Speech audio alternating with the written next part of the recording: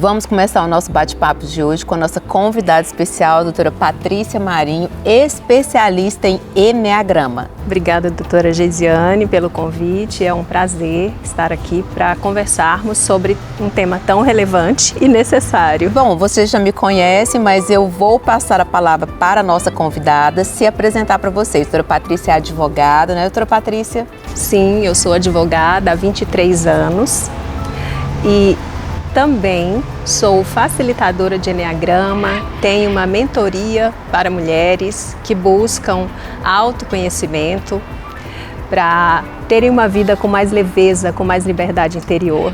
E doutora Patrícia, teve uma frase sua que me marcou e eu quero começar o nosso bate-papo com essa frase, porque eu tenho certeza que muitas mulheres vão se conectar. Olha só.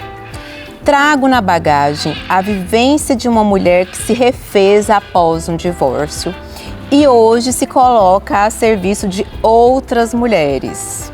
Esse processo de reconstrução pessoal foi o ponto de partida para o seu contato com o Eneagrama, doutora Patrícia? Sim, exatamente. Depois do meu divórcio, muitas questões ficaram ressoando na minha cabeça, né? Por que comigo? Por que dessa forma? Por que depois que eu tive filhos? E aí eu comecei essa busca por respostas.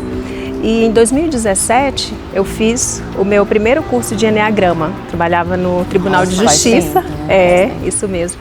E o TJ ofereceu esse curso para os servidores. E eu lembro que numa das aulas onde se falou sobre o tipo 1, eu falei, gente, parece que fizeram uma radiografia da minha alma, né? Sou eu dei um check lá em todas as características. Bom, né? Eu falei, puxa vida, que coisa poderosa é essa, né? E aí, desde 2017, eu comecei a estudar, a ler, a fazer retiros, enfim, até fazer a minha certificação em Eneagrama. E foi a partir dessa busca pessoal que eu entendi que aquilo que tinha acontecido comigo, o que eu consegui superar e transformar na minha vida, eu podia gerar transformação na vida de outras pessoas também.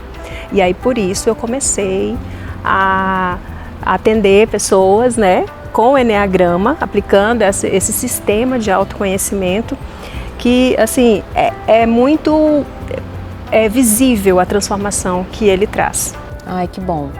E eu tenho certeza que algumas pessoas, umas não conhecem, outras nunca ouviram falar em Eneagrama e tem muitas pessoas que estão curiosas para saber como que funciona.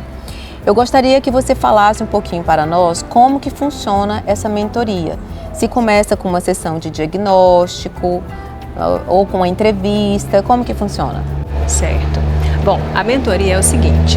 Primeiro, o Eneagrama é um sistema de autoconhecimento. Então, ele parte do questionamento: quem eu sou? Por que eu sou assim? Quais são os meus padrões inconscientes, né? Então, eu faço uma conversa inicial, a pessoa traz algumas questões e dali a gente começa a perceber se tem algumas dinâmicas de um ou outro tipo de personalidade. Certo. Depois eu aplico um teste de personalidade para validar aquela primeira impressão, ver se é aquilo mesmo. E aí a pessoa, se percebendo em algum dos 9 tipos de personalidade, aí a gente começa a aprofundar um pouco mais.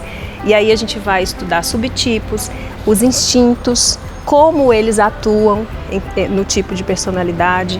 E depois a gente vai tratar de essência, que é aquilo que nos conecta com o divino, é o melhor, o que nós temos de melhor em nós.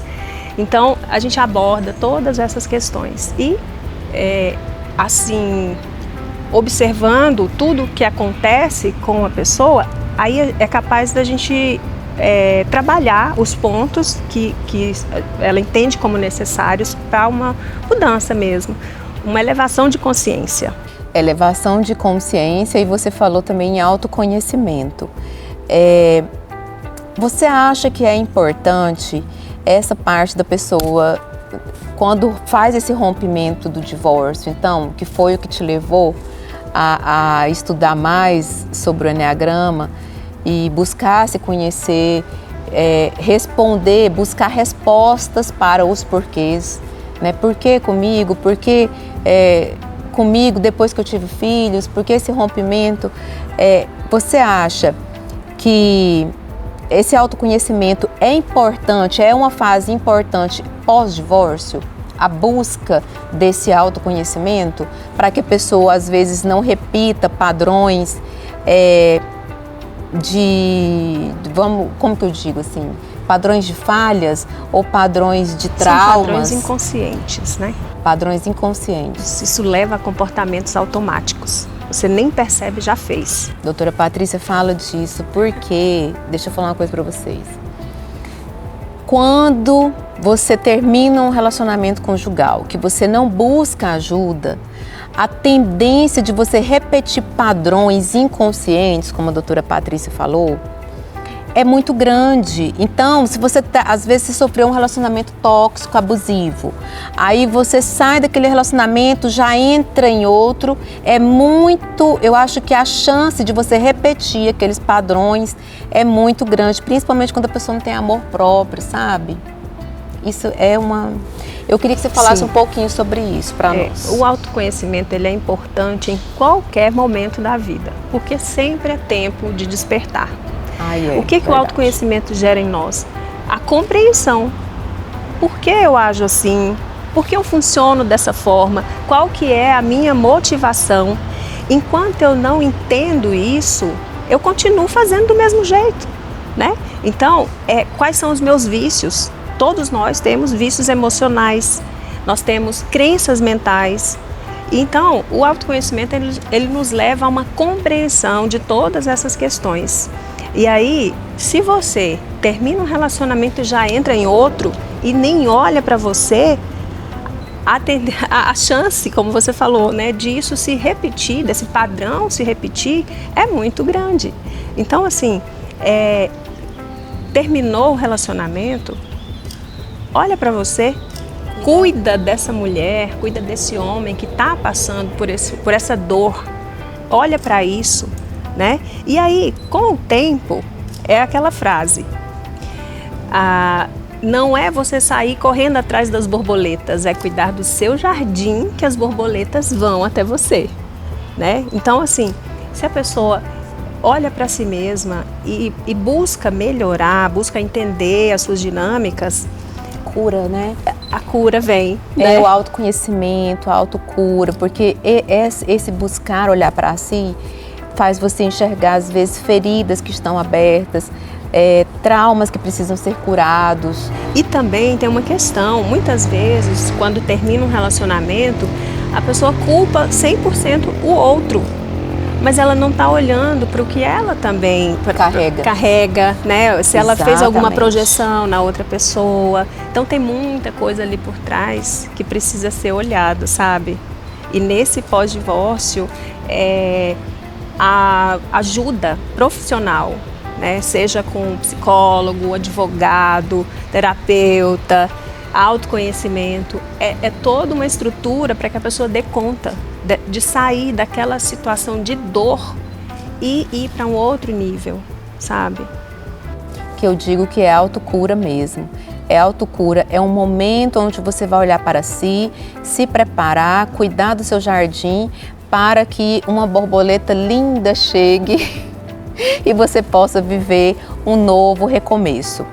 E falando em traumas, isso me remete à vida quando criança, né? Porque nós, adultos, às vezes vivemos ali no automático e esquecemos de tudo aquilo que vivemos e carregamos no nosso subconsciente, porque tem uma imagem da psicologia que eu já vi, que é bem divulgado nas redes sociais, que o subconsciente é aquele pedação de montanha que está embaixo e o nosso consciente é só um pedacinho assim. Então nós carregamos às vezes muitos traumas, comportamentos errados que nós absorvemos quando crianças e nós repetimos aqueles padrões quando adultos.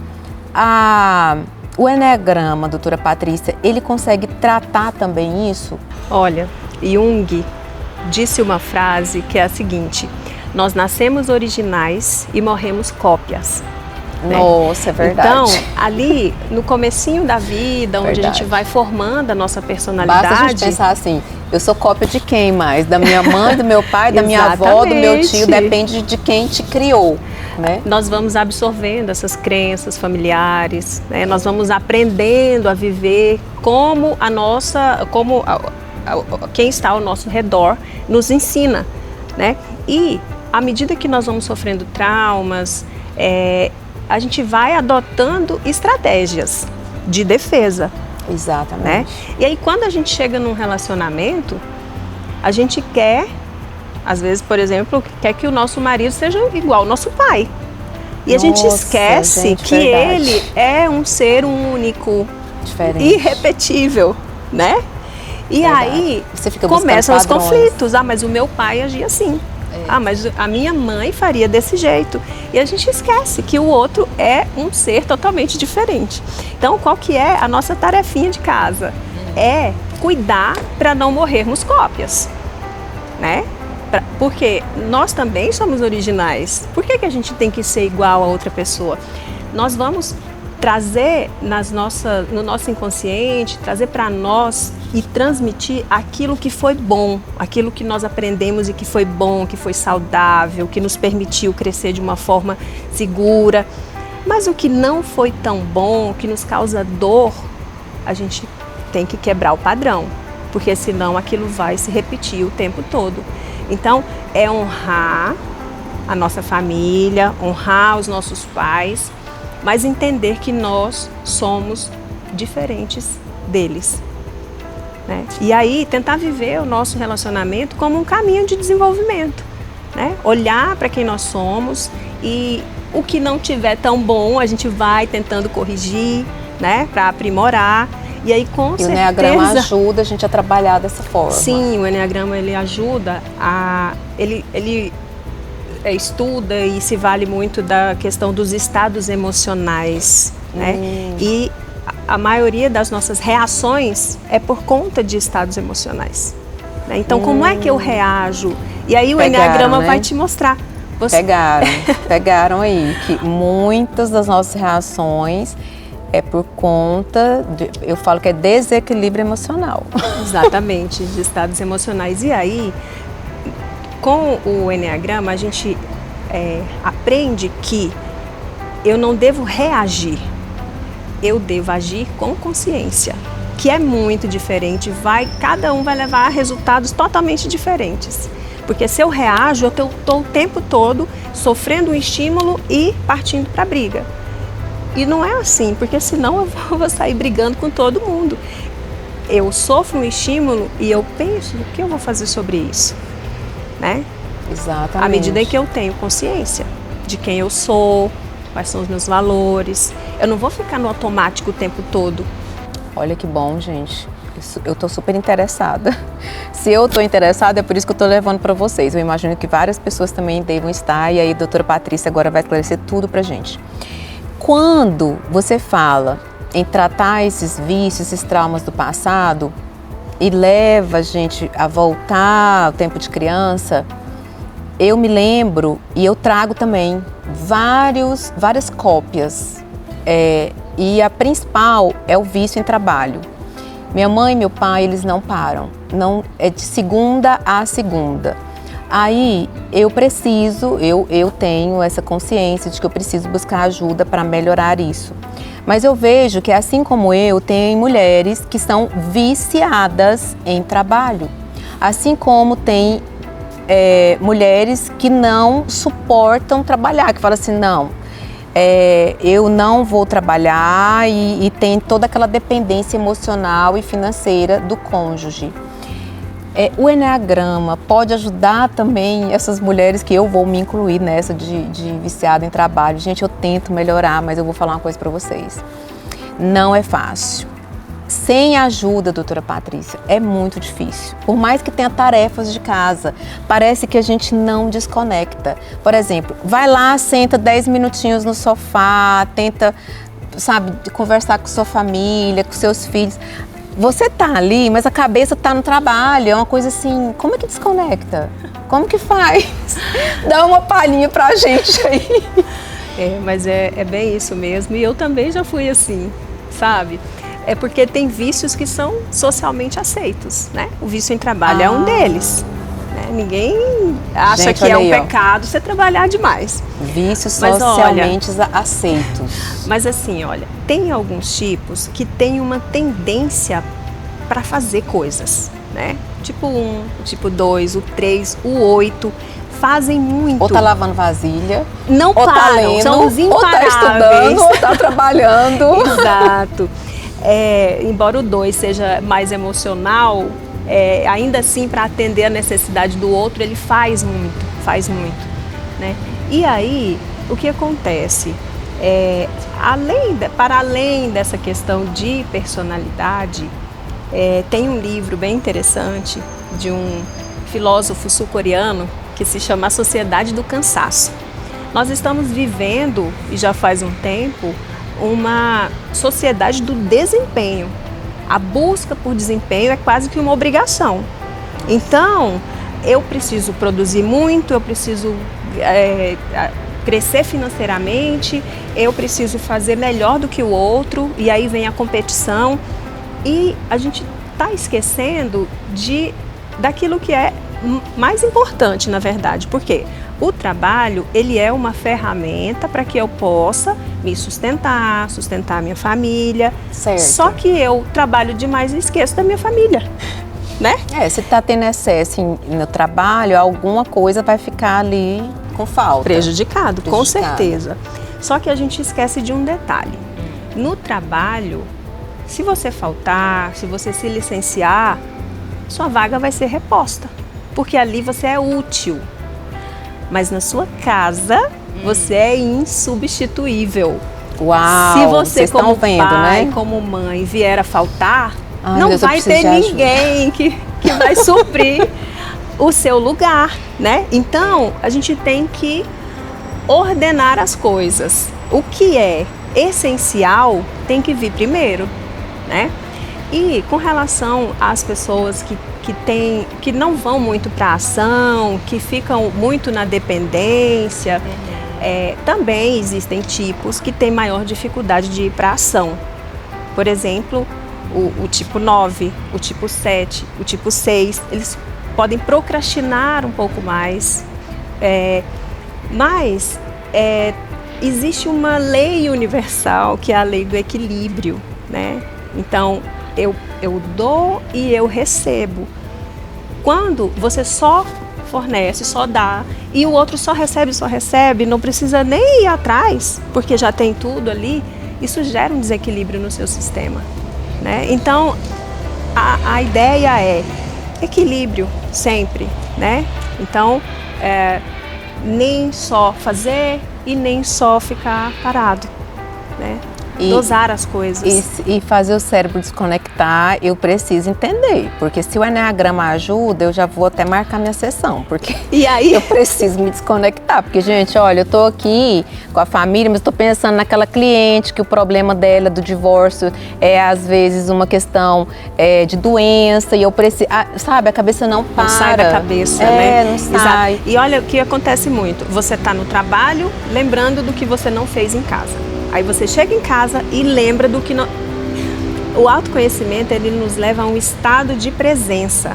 Eu estou aqui focado no que eu estou aqui, né? Porque senão, ou eu estou lá e estou pensando em outra coisa. Então, é esse estado de presença. De presença, eu quero esse estado de presença. E aí, Geisiane, a gente fala assim, que para cada tipo, é como se fosse para cada situação há um remédio, né? Então, para um tipo que tem muita propensão à ação, a gente vai traçar um plano de ação para ele fazer pausas, né? Porque senão, dali a pouco, o corpo vai dar sinal e vai vir um adoecimento, vai vir uma depressão, um estresse crônico, né? Então, assim, o corpo, ele grita, socorro, me ajuda. E às vezes a gente não para para olhar. Sou uma máquina. Exatamente. Você está fazendo o que comigo? Entendi o recado. Eu quero esse estado de presença. Estou no trabalho, estou conectada com as os problemas das clientes. Estou em casa, me conecto ali com aquela situação que eu estou vivendo ali. Tá bom, eu quero estar nesse estado. Inclusive, Geisiane, nesse livro que eu mencionei, A Sociedade do Cansaço, o autor fala assim: essa coisa de ser multitarefa, de que eu tenho a habilidade de fazer muitas coisas ao mesmo tempo, isso é uma furada. Não, esteja presente em cada coisa que você vai fazer. Tá vendo? Esse é o certo. Né? É o que ele chama até no estado de contemplação. Parar e olhar aquilo que você está fazendo, sabe? E é muito verdade, porque quando você adoece, você fica ali no estado de presença de doente, porque você não consegue nem pensar em mais nada, você só fica pensando assim, gente, a vida te fez parar, né? Eu não parei. Você adoeceu e parou. Aí Deus veio e me parou, né? Eu tenho que parar para olhar um pouco para mim. Exatamente esse estado de presença que você tanto fala, gostei e vou aplicar para mim, na minha vida. E espero que você aplique na sua também. Agora, falando em trabalho, a gente pensa em quê? Dinheiro. E dinheiro é algo também que gera desentendimentos conjugais. Então, esses dias, essa semana, eu vi um vídeo que falou sobre um casal que estava brigando demais, tinha muito atrito, porque o marido queria economizar, a mulher já gastava demais. E isso quase gerou o divórcio. Só não gerou porque os dois buscaram terapia de casal. E aí nessa terapia foi diagnosticado que ele, na infância, viveu, quando criança, uma vida de muita escassez. Então ele queria sempre poupar. E ela, os pais trabalhavam demais e ela buscava nos objetos a satisfação. Ou seja, aquele amor, carinho que não teve quando criança. O Eneagrama também nos ajuda com isso, com esse desequilíbrio aí emocional e financeiro, porque eles falam que o financeiro também está relacionado ao emocional. Sim. Olha, tem uma coisa que é muito interessante. Em Eneagrama a gente estuda sobre os instintos, que são imperativos biológicos de sobrevivência. Tem um instinto chamado instinto autopreservação. Esse é um instinto que nos leva a cuidar dos nossos bens materiais, a ter uma reserva financeira, a cuidar da nossa saúde. E aí, pode ser que, em razão de questões vividas lá na infância ou na gestação, enfim, esse instinto, ele fique desequilibrado. Então, Nossa, se ele se torna... Sim. Se ele se torna um instinto dominante, eu vou estar o tempo inteiro sentindo que a minha vida está em risco e aí eu preciso estar num lugar seguro, eu preciso ter uma reserva financeira. Ainda que eu tenha uma reserva grande financeira, eu tenho essa busca incessante. Assim, exatamente. Incansável. Essa sensação de que eu estou em risco. Então, eu fico muito focado nessa questão financeira, por exemplo, ou de cuidar muito da minha saúde, ou cuidar muito do meu patrimônio, enfim. Por outro lado, aquela mesma dor que eu senti lá no comecinho, isso pode fazer com que esse instinto se torne um reprimido. E aí, eu não vou ligar para questões financeiras, eu não vou cuidar da minha saúde. Exatamente. Porque chega na conta já vai pagando, já vai gastando. Porque é uma sensação de que eu não sei lidar com isso, então eu passo a ignorar. Isso é um ponto chave para a gente trabalhar no autoconhecimento, né? Por que o marido quer tanto essa reserva financeira e por que a mulher não se importa e deixa tudo indo para o ralo? E tem uma razão, tem um motivo. E aí o trabalho é equilibrar esse instinto, sabe? Equilíbrio. Vocês estão vendo tanto que ela está usando essa palavra? Equilíbrio, autoconhecimento é a chave, para você virar a sua vida. Mudar a sua história. Falando em histórias, eu lembrei de uma que me deixou meio doida, que se chama puerpério, estado puerperal. Gente, eu vi o significado daquele artigo do Código Penal sobre o puerpério, mas o que eu quero saber? Nesse período do puerpério, existem muitas mulheres que divorciam. Eu, particularmente, eu não acho apropriado e não gosto, doutora Patrícia, de fazer divórcio quando a cliente me procura e ela está no estado puerperal. Geralmente na entrevista a gente pergunta, né? Qual que é o seu regime de bens, tem filhos? Nessa resposta, tem filhos, eu já pergunto a idade. E pela idade, nós advogadas já sabemos se está ou não está no estado puerperal. E aí eu quero saber o que você tem a falar para essas mulheres nesse estado, porque é um estado de vulnerabilidade, de fraqueza emocional, de mudança. Para mim foi uma mudança assim, na minha vida avassaladora, né? Porque a gente precisa parar um pouco para cuidar dessa vida que foi às vezes tão planejada. E eu quero saber se o Enneagrama pode ajudar essas mulheres, né, que estão nessa fase. Geisiane, de fato é uma fase de muita vulnerabilidade, né? E a mulher precisa de muito apoio. Mas nesse período eu indicaria o Enneagrama para o marido, para a mãe dessa mulher, para a sogra. Por quê? Porque o Enneagrama ele é um instrumento de compaixão. Eu preciso aprender a olhar o outro e saber o que tem por trás. Nossa, tá vendo? A dor que cada um carrega. Aí você pensa bem, doutora Patrícia, você está falando que o Enneagrama é um instrumento, uma ferramenta de compaixão. Então, o que essas mulheres precisam no estado puerperal? De compaixão, de pessoas solidárias que ajudem. Aí vem o povo e divorcia, e quer divorciar. Quer abandonar a mulher no pior estado de vulnerabilidade que ela está passando. É o momento em que ela precisa de mais apoio. A mulher está cansada, está esgotada, está totalmente dedicada ao bebê. E é fato que, por um período, o relacionamento fica um pouco de lado, né? Ela não vai dar conta daquilo tudo ao mesmo tempo. Certo. Então, eu indicaria, né, para quem está ali como rede de apoio para essa mulher.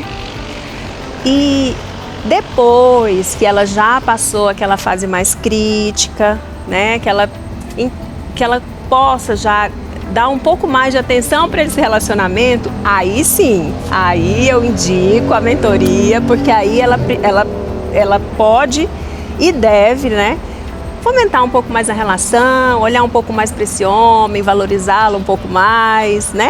E se perceber não apenas como mãe, mas como mulher também.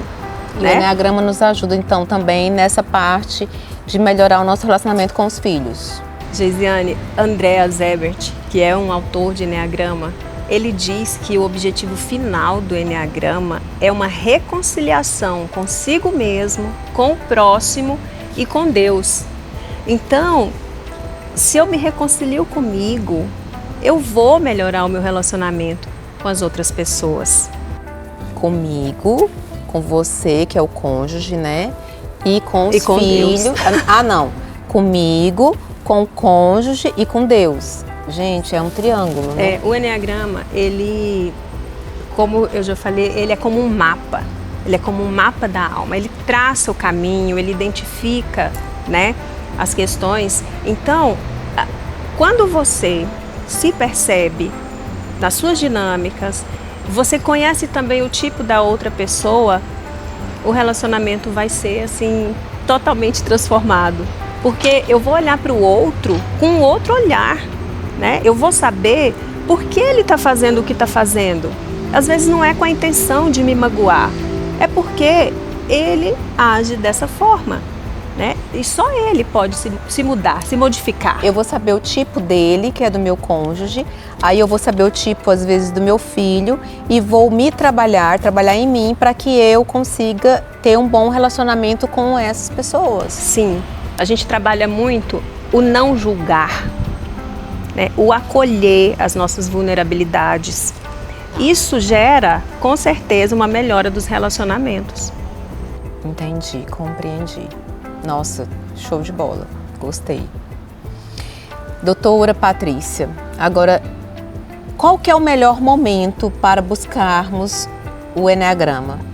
Você acha que é antes do divórcio, passando pelo problema do divórcio ou pós-divórcio? O que está acontecendo muito hoje, que eu percebo, são pessoas que se separam, de fato, e que demoram, assim, anos, meses para formalizarem o divórcio.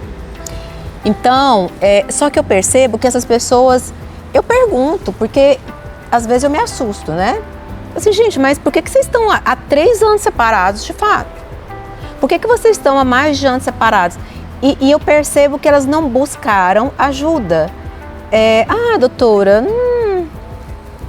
tá, porque a gente não buscou resolver mesmo e agora a gente quer resolver, né? Então eu gostaria de saber qual que é o melhor momento. Se é antes, durante, depois, ou se não tem o momento adequado é qualquer hora você buscar se autoconhecer. Geisiane, autoconhecimento é importante em qualquer fase da vida, porque sempre é tempo de despertar. E às vezes o casal quer se divorciar, mas na verdade eles querem resolver um problema. Só que em vez de parar para o problema e olhar... Ela não quer falar, mas eu vou falar, é antes. Antes de divorciar. Já, captei vossa mensagem. Vamos buscar o autoconhecimento, evoluir, né, doutora Patrícia? Isso mesmo. E quem sabe, não divorciar. Pode ser que a solução não seja o divórcio. Pois é. Né? Às vezes, corrigir um problema que está afetando o casal é possível. E aí a vida segue. E seguem os dois, né? Exatamente. Então, assim... Geisiane, eu queria acrescentar mais uma coisa. Porque, assim, a maioria das dificuldades nos relacionamentos, elas têm a ver com comunicação. Por quê? A comunicação não é o que eu falo, é o que o outro entende, né? E se eu sou, por exemplo, uma pessoa emocional, eu vou querer ouvir de uma forma.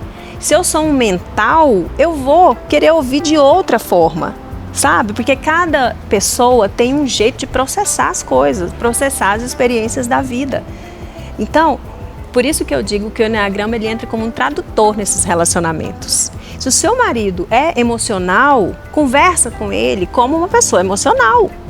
Se o seu marido é uma pessoa mais prática, conversa com ele como uma pessoa mais prática, porque aí ele vai te entender.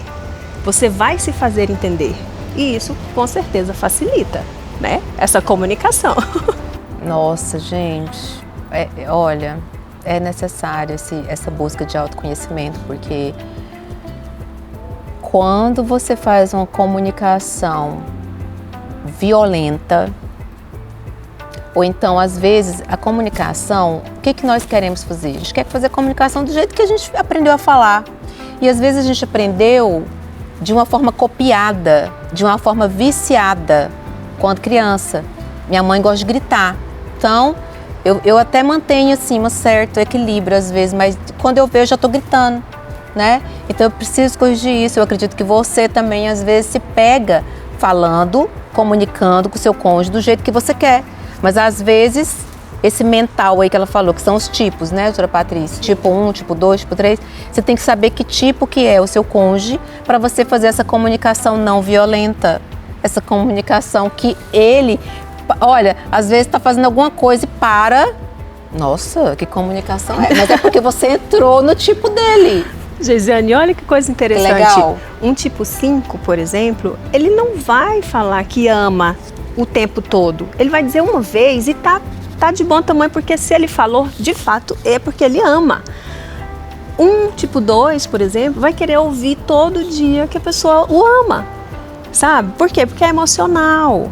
Então, o 5, que não falou todo santo dia que ama o 2 vai falar, ele não me ama.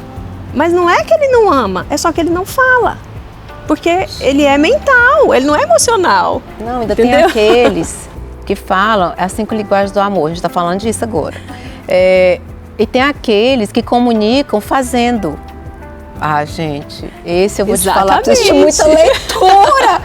Gente. Mas é uma leitura emocional mesmo. Ele não fala sabe? que ama, é nunca. mas ele te dá um carro de presente, ele constrói uma piscina na sua casa. Então, o verbalizar eu te amo é dessa forma, é Sim, fazendo, exatamente. é construindo. Cada um tem uma linguagem de amor, exato. Ah, diz que tem o cozinhando também. Se você... Que tem aquele que cozinha, que faz comida. Se você, já falando agora da... Eu te amo, faz macarrão e tá dizendo, ele tá dizendo ali, ó, implicitamente, amor, tá gostoso. Ele espera você falar, né? Ai, amor, tá uma delícia. Ali pra ele é eu te amo, te amo, te amo, te amo. Exatamente. Patrícia, doutora Patrícia do céu. Já falando aí das 5 linguagens do amor, então assim, quem do tempo de qualidade, né? É uma das linguagens. Deus do céu. A pessoa quer estar com o outro ali, às vezes sem fazer nada, ou vendo um filme, ela só quer estar ali. Eu penso na louça que mas tá o suja. outro, ou então, exatamente. Eu quero saber se toda mulher é assim, gente. O homem quer tempo de qualidade, ele quer um minutinho só com você. Aí você fica assim, meu Deus, a menina já escovou os dentes, será? Nossa, a tarefa tá pronta, será que ela já arrumou os livros da escola? E a louça, será que tem muita louça na cozinha depois daquela hora que eu lá? Doutora Patrícia, é muito difícil. É difícil, mas se você der esse tempo de qualidade, que é a linguagem do amor dele, você vai ver o quanto isso vai gerar de satisfação, de volta até pra você, porque o homem vai ficar extasiado. Puxa vida, ela parou pra ficar comigo, mas aí, né? você vai ensinar a gente também a como é que tá na presente ali naquele Estado momento. de presença, tem que ser. Não basta só fingir que tá ali, não. Porque senão a cabeça não pode ficar na louça que tá E suja, ele né, também gente? Tem que ter saber, o estado de presença. Ele também tem que saber qual que é a sua linguagem do amor. Porque senão ele vem aqui com um buquê de flores e você queria só que ele lavasse a louça. Entende? Então você vai ganhar um buquê de flores e não vai dar a menor... O casal pode fazer, doutora Patrícia? Como que é? O casal... Sim, pode. Pode fazer na grama? Sim, com certeza, deve. Gente, eu não sabia dessa. Eu pensei que era individual, mas Não, o casal... Como é que é? Como é que funciona? Depende da demanda, né? Se a pessoa quiser fazer só ela, pode ser. Se ela quiser fazer o casal, pode ser. Se for grupo, pode ser.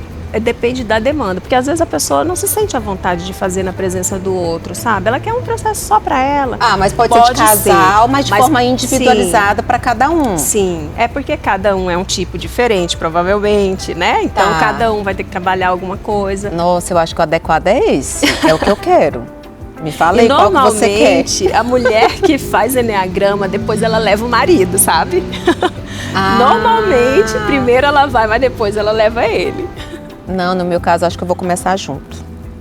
Vamos evoluir juntos, né, meu povo? Então, é isso. Então, doutora Patrícia, indicações de livro. Quais livros você indica para nós de leitura? Sobre os temas que a gente tratou hoje, isso. Eu indico A Sociedade do Cansaço. Sociedade do Cansaço. Que é de Byung-Chul Han. É um livrinho pequeno, dá para levar na bolsa e fazer a leitura, porque tem reflexões profundas. E O Amor Líquido, do Zygmunt Bauman, que fala muito sobre essa dinâmica dos relacionamentos modernos, que as pessoas estão praticamente assim descartáveis, né? Do amor como utilidade. Amor líquido, né? Que legal. Então, eu indico esses 2 livros. Saiu leitura, saiu dicas de autoconhecimento, o que você deve fazer para melhorar o seu relacionamento. Às vezes, não, o resultado não é, a saída não é o divórcio, e sim a busca desse autoconhecimento para essa autoevolução familiar, para melhorar o relacionamento com o seu esposo e com seus filhos. E, doutora Patrícia, você tem uma mensagem final? Sim. Olha, já que nós falamos de relacionamentos, eu quero citar um pequeno trecho de um poema de Khalil Gibran que fala sobre o amor, que é o seguinte: o amor só se dá a si e não tira nada senão de si. O amor não possui nem é possuído, pois o amor basta-se a si próprio.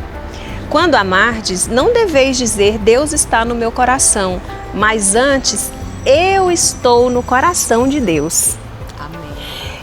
E eu quero dizer também, para você que está passando por esse momento de divórcio ou que está enfrentando alguma situação que é difícil de lidar, que você não é aquilo que te aconteceu, que você não é aquilo que outros fizeram com você, nem aquilo que às vezes você mesma faz com você. O que te aconteceu pode ser um ponto de partida para você sair desse momento de dor e ir para uma vida um pouco mais leve, mais livre, com mais liberdade interior, com mais autenticidade.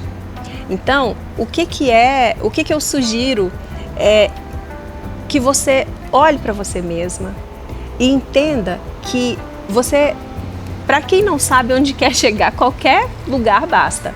Mas quando você sabe quem você é, onde você quer chegar, como você pode fazer para alcançar aquele lugar e principalmente quem é que te conduz, a sua jornada fica muito mais fácil. Eu quero agradecer a doutora Patrícia por compartilhar o conhecimento dela conosco. Eu tenho certeza que o que ela falou aqui vai ajudar você no seu relacionamento e também na fase que você pode estar vivenciando de divórcio ou separação ou pensando nisso com os seus familiares. E também vou convidá-lo a segui-la nas redes sociais, que é a doutora Patrícia. @ Bem Amados Eneagrama. Mais uma vez eu quero agradecer a doutora Patrícia, porque este conhecimento eu vou usar no meu dia a dia do escritório, porque eu lido muito com vocês, mulheres, com essa parte de comportamento humano. Eu sei da necessidade de buscar o autoconhecimento e eu quero experimentar para poder viver e passar para vocês a minha melhor versão para que vocês se inspirem e também façam.